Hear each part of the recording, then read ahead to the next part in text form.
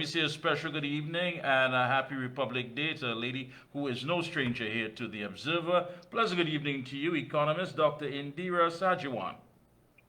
Good night, Mikee K, and good night to your listeners. And happy, um, I there's not much to be so happy about, but I hear you. greetings to everyone on this Republic Day. Greetings to you as well. I'm sure you listened to Senator Wade Mark, and one of the things that he said, he made it so outright. He said the economy has crashed. And basically, we have nothing much to look forward to come next Monday when the budget presentation takes place, where the finance minister is going to read out the 2025 budget for us. I mean, what say you? Because my thing is, for the last 9 years, so many of these issues as healthcare, the education, infrastructure, all of these things, of course, have been a challenge. And we were told even from the Minister of Education that, listen, as far as remedial work and work's being done in the school, we don't have the finance for it. What can we expect? Well, let's first talk about the issue of the economy that the economy has crashed. Well, I certainly think that we are in a bad place. The economy is in a very bad place. Signs of growth isn't there, and while in 2023 there was a small positive growth, and the IMF seem to have been optimistic that that is going to be gradual and sustained. So far, 2024 has not borne that out, and I think things have been significantly worse so far in 2024 than it was in the similar period in 2023. There's the bottom line, Mikee K, is that the government in office has been there and said to us, they have the capacity and we were told to turn around the economy, to grow the economy. They have really failed us. And that is where we are. The reality, though, is that we do have a budget next year. An election next year. This is the budget before that. And as we all know, tradition tells us that the budget before an election tends to be one of major spend. So whether the government has to borrow or they have to sell assets, my expectation is that this is going to be a very large budget, and we're going to see significant expenditure taking place in order to shore up the support of the party's traditional supporters, as well as to try to convince others that they can turn the economy around going forward. Yeah, but we've heard this before. I mean, things quoted to us as we can see clearly now, we've turned around, but that does not reflect the reality that many of us live on a daily basis. I mean, the middle class basically has been wiped out. Savings have been depleted.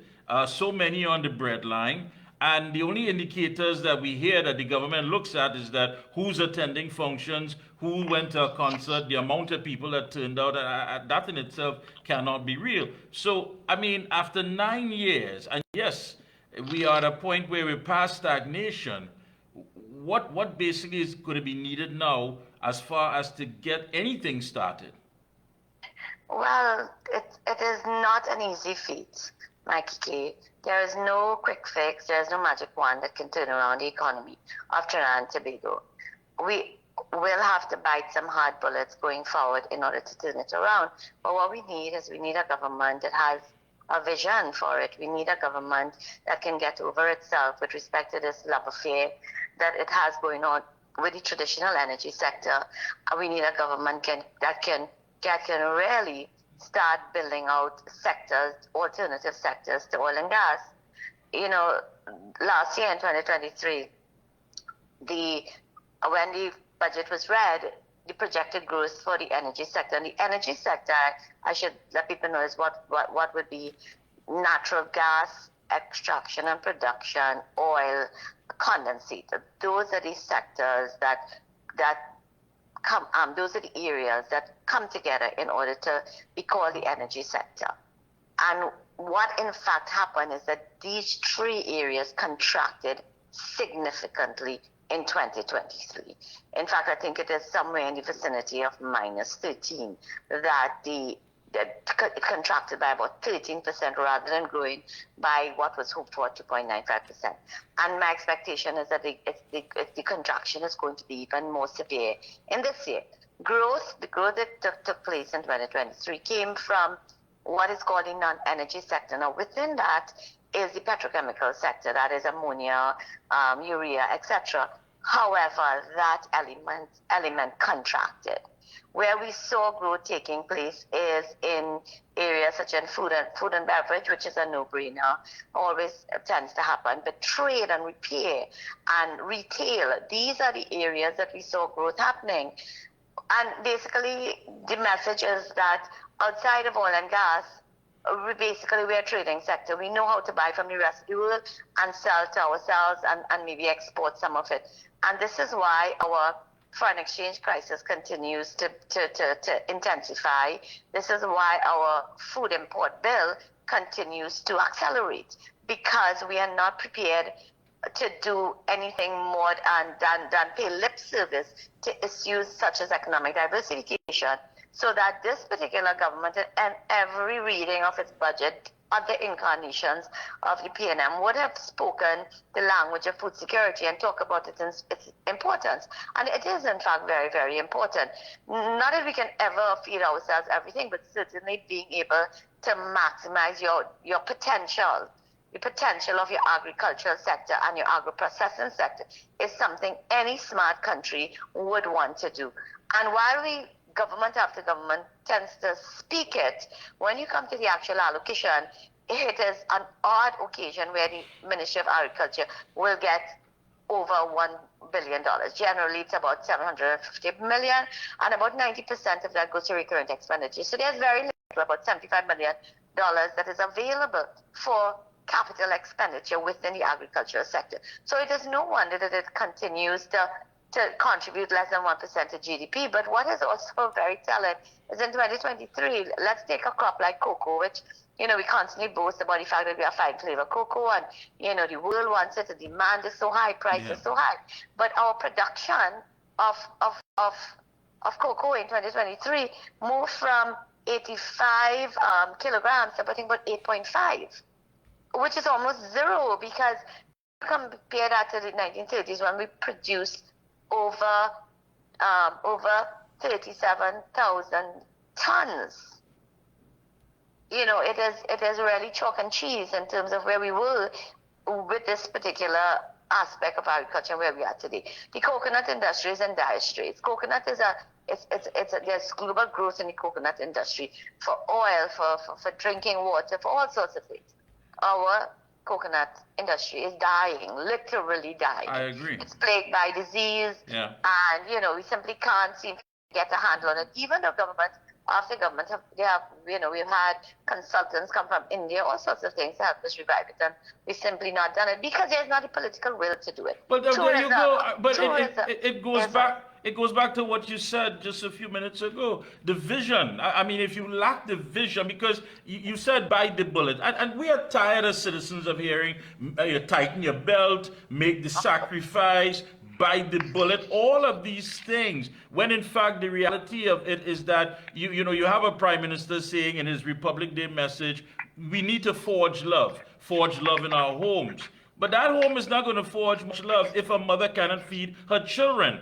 That home is not going to forge much love when a father feels emasculated, that he cannot take care of his family. And that's the reality. You have people with non-communicable diseases like hypertension and diabetes who can only afford to take their medicine perhaps twice for the week. They cannot even take it on a daily basis. So all of these things have a domino effect. So when we hear on one part to bite the bullet and make the sacrifice, and then when you look there and you see friends, family, and finances with ham, lamb, and jam, where's the equality in all of this suffering?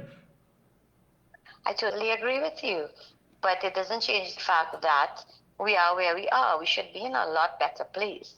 We should not be where we are, Mikee K. Unfortunately, this is where governments have taken us. This is where we are today. So we're not just very little focus on generating jobs, on building new sustainable sectors. The focus on, and the senator said it, and he's correct, the focus, the only thing the government seems to know is in order to raise revenues through taxation. And you cannot tax yourself. You cannot tax a country into growth. You simply cannot do it, because basically you want to put money in the hands of persons, especially in middle class, because they are the ones whose propensity to spend is the highest. And when they spend money, it turns over in the economy, and it encourages growth. But what we have is a situation where the state is basically draining whatever monies is in the pockets of the citizenry, and behaving as it is justified to do so. The Minister of Finance is on record saying that, it's very difficult for him to find the money. You're talking about the issue of people's health. It's difficult for him to find the money to support the healthcare system, the CEDA program, etc. We should not be here, Mikee K. We should not. We should be able to afford this very easily. But that is the signal that the minister is sending to us. So we have to prepare ourselves for these things. I mean, you yourself said it's a no-brainer when it came to the fact that they had to extend the deadline for property tax. But I think the issue here is they could put that on the 32nd of the 13th month. The people just don't have the money. They don't have it. Yeah. Well, the thing about it, though, is that people will do whatever and the government knows this, people will do whatever they have to do to find that money because of the fear of the penalty. It's a very severe penalty that the minister has imposed onto persons. So you imagine, if you don't pay like 1,000, 2,000, 3, whatever amount today, the kind of penalty that you have to incur the very next day. And the evidence is there that people were lining up because of fear, and the minister's going to spin this in his budget, and he's going to argue, you see, again, like he said, when he removed the subsidy on gas, and he said, well, you see, nobody arrived yet. He's going to say the same thing. Well, you see, everybody's very abrasive of the property tax. Now, I want to say, I am not anti-property taxer. I want to make that very clear. What I am is I'm anti the mechanism that is being used to calculate our taxes. I think it is flawed, and that is what needs to be corrected before you can think about introducing a system of property tax. That's one. Secondly, we need to know where that money is going. I need to know when I pay my property tax for where I live, that money is coming into my area in order to strengthen and in order to increase the value of my property.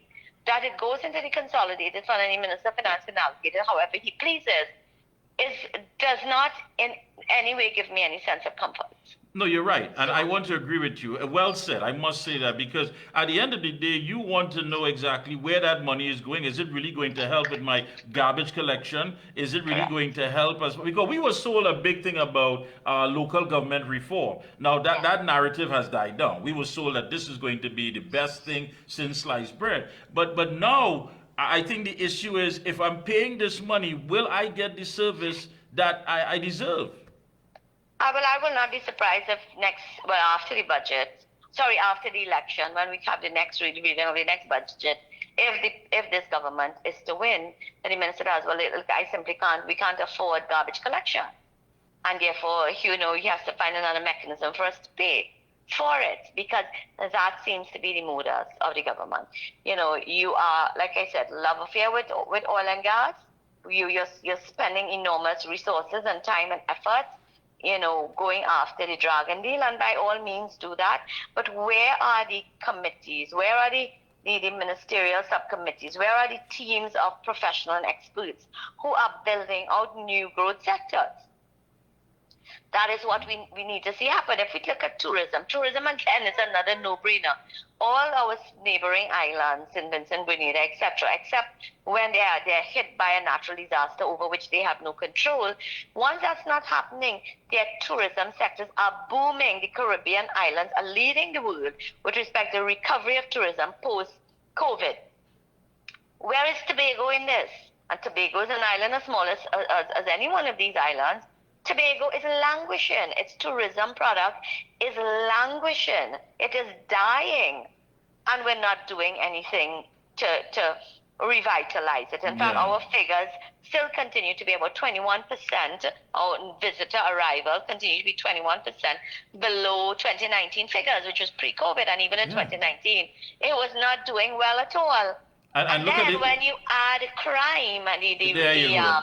advisories that are being put Yeah. out by all major countries, and this is a sector that really filters down through the economy if it is done well. If you Yeah. focus on community-based tourism, if you support, things like cuisine tourism, etc., where you promote the opportunities for persons at the very, throughout the economy, at every strata of the economy, and not only will it be created employment, Mikey K, will be generating foreign exchange. Well said again. And I was about to say that that crime situation in Tobago, I believe they need legislation different from Trinidad because Tobago basically will have, it's a tourism hub and it needs to be treated differently. I really and truly. I But want to thank. Mikey K, what is the value of legislation if we're not prepared to ensure that you implement? Yeah, and enforce. Yeah. Enforcement is the key, and it goes with everything. I heard the senator talk about the PSIP program, and he laments the fact that it is less than $4 billion. But I want to say the bottom line is Trinidad and Tobago doesn't have the absorptive capacity, it would appear, to spend more than that on capital investment in any one year, because that figure, about 3.5 to $4 billion, that has been the amount of money allocated to the PSIP program going back maybe about 15 years. There may be one or two odd years in between that. But basically, that is where it is, and more often than not, that money is not even spent when the fiscal year is ended. Yeah. But what the point he's making that is very correct is that is where what we need to see spending, and we need to see where it's spending, because that is the money that is supposed to grow the economy, to push the trajectory out, to create new jobs. So true. I want to thank you so much again. It's always a pleasure to have you on. After No the worries. budget, I will invite you, not next week, but the week after, to come Sure. back and let's discuss what was read in that budget presentation. No problem. Thank you All so much. right, Max, Enjoy the take a rest of night. your evening. Have a wonderful You too. Republic evening. Take care of You yourself. too. Bye-bye. Thank you.